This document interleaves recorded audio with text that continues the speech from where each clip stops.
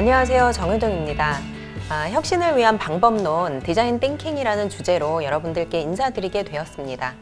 현재는 디지털 전환의 시대, 또 미래 세대를 대비해야 하는 그런 시대적인 상황을 우리가 띄고 있는데요. 그런 상황에서 변화의 방향, 또 혁신의 방향은 무엇인가? 라는 질문과 성찰도 굉장히 깊어지고 있는 상황인 것 같습니다. 자, 그런 맥락에서 디자인 띵킹이라는 방법론이 사회적인 맥락에서 굉장히 많이 관심을 모으고 있는 상황인데요. 교회 교육 또 사역의 맥락에서도 충분히 의미 있을 수 있다라는 생각에서 여러분들께 좀 공유를 해드리려고 합니다. 사실 변화와 혁신이라는 키워드 자체가 다소 이제 좀 어색하게 느껴질 수도 있고 또 생소할 수도 있기 때문에 오늘 저 혼자 진행하는 것이 아니라 이렇게 세 분의 전도사님과 함께하게 되었습니다. 네, 환영합니다. 네. 안녕하세요. 자, 함께해 주셔서 너무 감사드리고요. 함께해 주시는 분들 저희 잠깐 자기 소개하는 시간을 갖도록 하겠습니다. 네, 먼저 안녕하세요. 저는 디자인 띵킹만 3년 동안 고민한 장로의 신학대학교 2학년을 재학 중인 김정무 전도사라고 합니다. 반갑습니다. 반갑습니다. 예, 저도 지금 서울 광진구에 위치한 장신대 신대원 2학년 김효실입니다. 반갑습니다. 안녕하세요. 저는 장신대 신대원 2학년에 재학 중인 이지영입니다. 반갑습니다. 네, 이렇게 함께 해주시니까 너무 든든하고 또 이 시간이 굉장히 즐거울 것 같은 기대감이 듭니다. 함께 해주셔서 너무 감사드리고요.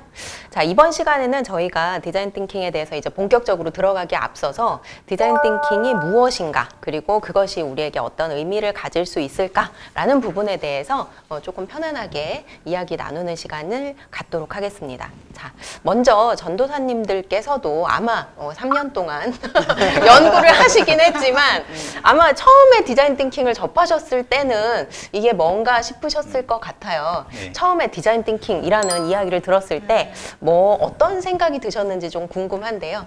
먼저 전도사님 어떠셨어요? 네, 저는 사실 그 디자인 띵킹을 직장 다닐 때 한번 접해 본 적이 있었고요. 그때는 이제 디자인 띵킹에 대한 의미보다는 이제 실용적인 관점에서 사업 설계를 해야 될 팀장 역할을 맡고 있었는데 그 사업 설계를 하는데 디자인 띵킹이 좋은 역할을 할 수 있겠다라고 이제 누가 추천을 해주셔서 네. 그냥 열심히 공부를 했는데 지금 보니까 조금 제가 알고 있었던 게 좀 얕지 않았나 이런 생각을 좀 했습니다. 3년인데요. 또 갑자기 또 겸손하게. 전도사님은 어떠셨어요?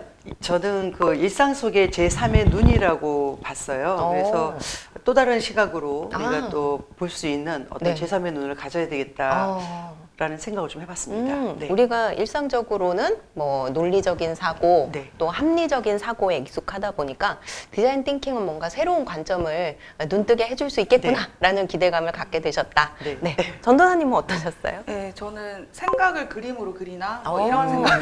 디자인이니까. 네, 그렇게 했는데 더 이제 교수님께 배우면서 더 많은 이런 디자인 띵킹의 과정을 알게 되고 네, 교회 현장에도 참 적용할 수 있겠다 이런 생각이 들었습니다. 네, 맞습니다. 제가 저 혼자 디자인 띵킹이 우리 교회 교육에서 의미가 있을 것이다 라고 생각하는 것이 아니라 이렇게 많은 분들이 또 같이 또 이제 공감해 주시니까 또 힘이 나는데요. 네. 자, 디자인 띵킹 하면 대부분 전도사님 말씀해 주신 것처럼 이게 디자인과 띵킹이 조합이다 보니까 나는 디자이너가 아니기 때문에 굳이 디자인 띵킹은 나랑은 관련이 없는 것 같아 이렇게 생각하시는 분들이 굉장히 많거든요. 자, 그런데 사실 저는 디자인 띵킹은 우리 모두에게 필요한 이 시대를 살아가는 사람들에게 굉장히 의미 있는 사고방식이다 라는 생각을 합니다. 왜냐하면 이미 우리는 디자이너로 태어났기 때문이죠. 네. 이 이야기를 드리기에 앞서서 제가 좀 질문을 한번 드려보도록 하겠는데요. 자, 최초의 디자이너는 누구일까요? 네, 저는 최초의 디자이너는 제가 그 자연을 보는 걸 참 좋아하고 나이가 들어갈수록 더 좋아하는 것 같아요.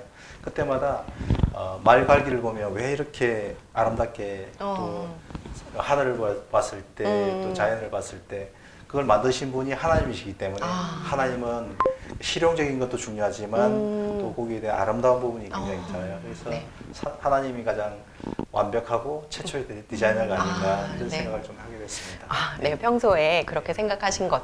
예, 저도 그렇게 생각을 해요. 최초의 디자이너는 우리 하나님이시고, 하나님은 이 세상을 굉장히 완벽하면서도 온전하게 설계하신 분이죠. 자, 그러한 창조성을 저희도 닮아서 어떻게 보면 우리도 일상의 삶과 일상 속에 다양한 것들을 설계하고 디자인하면서 우리의 주어진 사명과 역할을 또 담당하고 있지 않은가라는 생각이 듭니다. 자, 그래서 사실 우리는 디자이너로서 태어났고 어떻게 하면 더 잘 디자인할 수 있을까에 대해서 우리가 고민할 필요가 있다라는 측면에서 디자인 띵킹을 또 새롭게 배워보는 것도 좋을 것 같다라는 생각이 듭니다. 자, 그러면 우리가 일상 속에서 얼마나 디자인을 해나가고 있는지라는 부분도 한번 살펴볼 필요가 있을 것 같아요. 그러면 정말 좀 우리가 디자이너다라는 것이 와닿을 수 있을 것 같아서요. 자, 최근에 나는 이런 것을 디자인해 본 적이 있다라는 이야기 혹시 전도사님? 저는 그 디자인 띵킹을 해서 굉장히 큰 의미로만 받아들였는데 얼마 전에 제가 손주를 봤어요. 근데 그 손주를 보면서 그 아기에 대한 만족도 또 아기 중심적인 어떤 그런 걸 생각했을 때 이유식을 생각하게 되고 또 아기가 노는 놀이공간도 생각하게 되면서 거기에도 디자인 띵킹이 필요하겠구나 해서 그건 큰 게 아니라 우리 주변에서 사소하게 항상 해야 될 그런 일이라는 생각을 좀 해봤어요. 네. 맞습니다. 내가 소중하게 생각하는 누군가를 위해서 무엇인가를 준비하거나 선물하는 이 모든 과정이 사실은 디자인의 영역이라고 할 수가 있겠죠. 또 전도사님은 어떤 경험 있으세요? 네, 기다리고 있었습니다. 저는 이제 중고등부를 사역을 하고 있는데요. 이 아이들을 위해서 주말에 아이들이 재밌게 놀 수 있는 프로그램인 유스 JDS라고 얼마 전에 교회에서 진행을 했는데요. 아이들을 올 수 있도록 만들기 위해서는 포스트를 제작을 했거든요. 근데 제작을 하려고 하니까 좀 어렵더라고요. 그래서 이제 주변 사람들한테 물어봤더니 미 땡땡 캔버스라는 미 땡땡. 네. 네. 아실 분들은 다 아실 거예요. 네네네. 네. 그걸 활용해서 디자인을 해봤습니다. 네. 맞습니다. 이제 디자인은 이렇게 물론 이제 심미적인 부분도 굉장히 중요하지는 하지만 최근에는 굉장히 많은 뭐 디지털 툴들도 나와서 조금은 내가 뭐 그림을 그리거나 뭔가를 창조해내는 것이 다소 어렵게 느껴지는 분들도 쉽게 또 활용할 수 있는 툴들이 있고요. 사실은 그렇지 않더라도 크게 문제가 되지 않습니다. 어떻게 준비하고 어떤 마음으로 그것을 실행하는가가 중요하기 때문에 충분히 좋은 디자인을 하셨을 거라고 기대가 되네요. 또 전도사님은? 네, 저희는 최근에 새가족 케어 프로그램을 디자인했는데요. 새가족이 오게 되면은 복음을 잘 모르는 분도 계시고 그리고 믿음이 연약한 분들이 많이 계신데 그분들에게 기존에 매주 나오던 성도님들처럼 나오겠거니 하고 두면은 좀 하루만 나오고 첫날만 나오고 안 나오는 경우가 많으시더라고요. 그렇죠. 그래가지고 그분들에게 교회 소개도 하고 그리고 복음도 전하고 하나님이 누구신지 예수님이 누구신지 이렇게 간략하게 알려드리는 이렇게 4주간의 프로그램을 디자인했습니다. 네. 네. 이렇게 디자이너로서의 경험 굉장히 많이 공유를 해주셨는데요. 예술가와 디자이너의 가장 큰 차이라고 볼 수 있는 부분은 디자이너가 무엇인가를 만들면서 그것을 누가 사용하게 되는가, 누구를 위한 것인가를 항상 고민한다라는 거죠. 그래서 의자를 만드는 의자 디자이너는 그 의자에 앉을 사람, 공간을 디자인하는 사람은 그 공간에서 함께하고 어울릴 사람들의 모습을 깊게 고민하면서 그 디자인을 한다라는 측면에서 디자이너의 사고방식은 지금 우리가 무엇인가를 기획하거나 준비하는 과정에서 좀 더 깊게 알아가야 할 사고방식이 아닐까 싶습니다.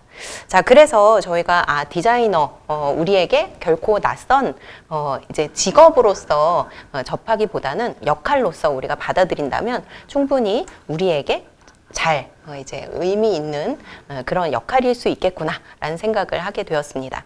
자, 그런 측면에서 우리가 디자인 띵킹 조금 더 깊게 알아가 보도록 하겠습니다. 자, 제가 디자인 띵킹에 대해서 일단은 조금 간략하게 좀 소개를 해드리면, 디자인 띵킹은 사실 미국의 스탠포드 대학에서 출발을 해서 굉장히 많은 영역으로 이제 확산이 되고 있는 방법론입니다. 말씀드린 것처럼 디자이너처럼 사고하는 방식에 대해서 뭐 대기업을 중심으로 해서 산업계에서 앞으로 어떻게 혁신을 만들어 나갈 것인가 라는 부분에 대해서 고민하면서 고안된 창의적인 문제 해결 방법론이고요.